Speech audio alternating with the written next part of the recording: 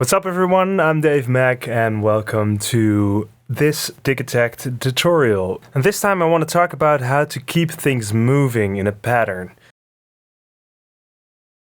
This is a very well-known trick, but it's not only useful to go back after mangling the whole pattern into oblivion, it's also very useful to use it in a more subtle way, like going back to a previous save state where some things were muted or unmuted.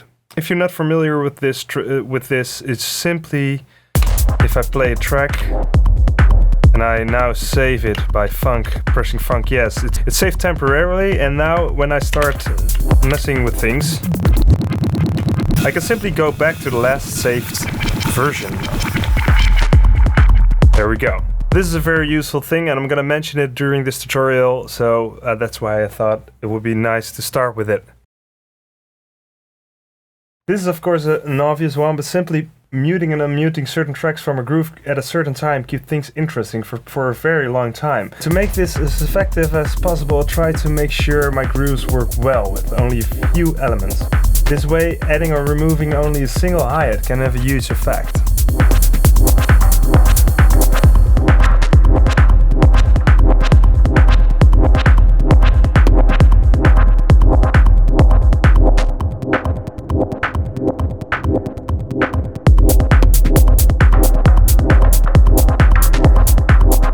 See, all I did was play with the filter a little bit and mute and unmute hi-hat. It keeps the things interesting. So mute and unmute hi-hats and rides, because it's a simple way of keep things moving. I always have at least one element in the groove within DT that acts like a main ingredient in some way. These are sounds that are very present across the frequency spectrum. I'll use a low-pass filter to filter away the highs and then save the pattern like that. When I start playing the pattern live, I can slowly open the filter to reveal this sound.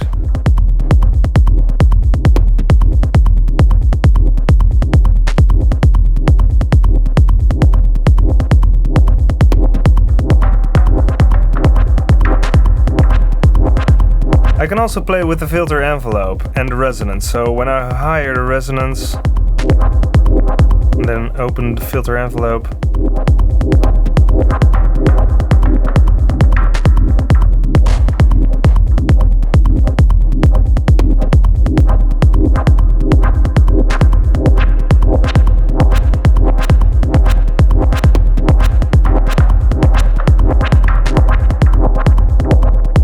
it's a very simple way to keep things moving as well.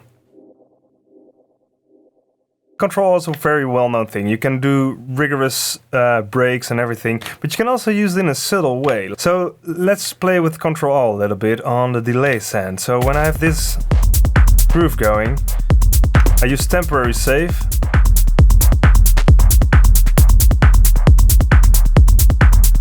And now I'll just use Control on the delay send, so it sends every track to the delay.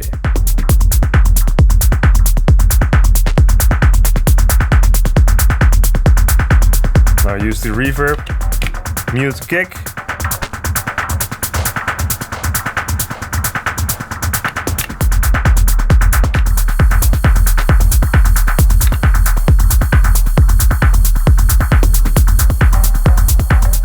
Another cool thing is to use Control on the playback type, because when I sweep it all the way to the left, it goes in reverse mode and you get stuff like this, which is nice for a short little break.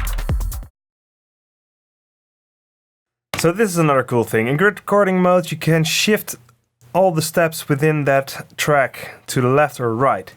And while it's useful for when you're programming and you want to hear if stuff sounds different when you shift them, it's also very, very useful for creating slight differences.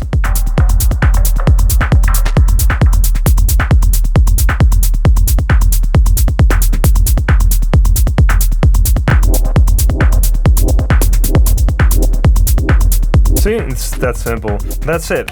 I kind of wish there would be a way to do this globally, because when you shift all tracks left or right, you can get some pretty interesting results as well. And it would be even better if you could lock down some tracks to not globally shift, if you know what I mean. Then we have another cool thing, and that is edit to track length. And it's another thing that normally you would maybe only use in when you're programming a groove, but it's really nice to play with the lengths of tracks. So again, let's take the clap and let's go to Func plus Page. And now I can edit a track length. As you can see, I have 64 steps for this one. Simply hit page once. And now you can already hear that it kind of messes up, which is quite interesting, I think. So now it's 16 steps long, because it was somewhere in page 2, 3, or 4 in the middle, and now I shortened it. It had to like jump back to stay within the 16 steps, and therefore it has shifted now. And that is one way to run into happy accidents, which is really nice. But now I can make it even shorter by simply pressing one of the trigs. There we go. And then lengthen it again. And if I want to get it back as it was, I can simply add the pages again to 64, and Digitakt will have remembered every trick that was there. That's one thing that I think is really awesome. But you can still hear it's out of sync. And I hear it's on the afterbeat after it where it should be, so I shift it 2 times to the left, and it's back where it should be. So obviously we have fill. Fill is simply used by holding the fill button. In some patterns I use it more than others, but so for instance here I only use it to add some extra kicks and that clunk, as you can hear as well. So, but the cool thing about fill is that it almost sounds like a name. Like, fill is so cool. Okay, so the reason why fill is so cool is because you can use it in very extreme ways. So you can use it like this, like subtle way, like I do here, where only a few extra kicks are added and something with a clap. But you can also completely change a single track into something completely different. And that way you can shift a pattern with one button press to something very, very different from what it was. And the trick here is that you latch the fill button by holding page, pressing yes, and releasing page and yes. So now the fill button is latched. So that is really interesting. So if you could turn a hi-hat into something really gritty, you could change like a track where only a few tricks leave. I have all this room to mess with. So I could program another trick with another sample. Simply hit fill, copy it, editing, the playback, the filter, anything I want, so when I press, well, yeah, that was really subtle, but you get what I mean. You can add a lot of spice to your grooves. So hopefully these tips will help you to get the most mileage from one pattern when performing live. Don't be afraid of making mistakes, as there are wonderful, happy accidents that can happen that way.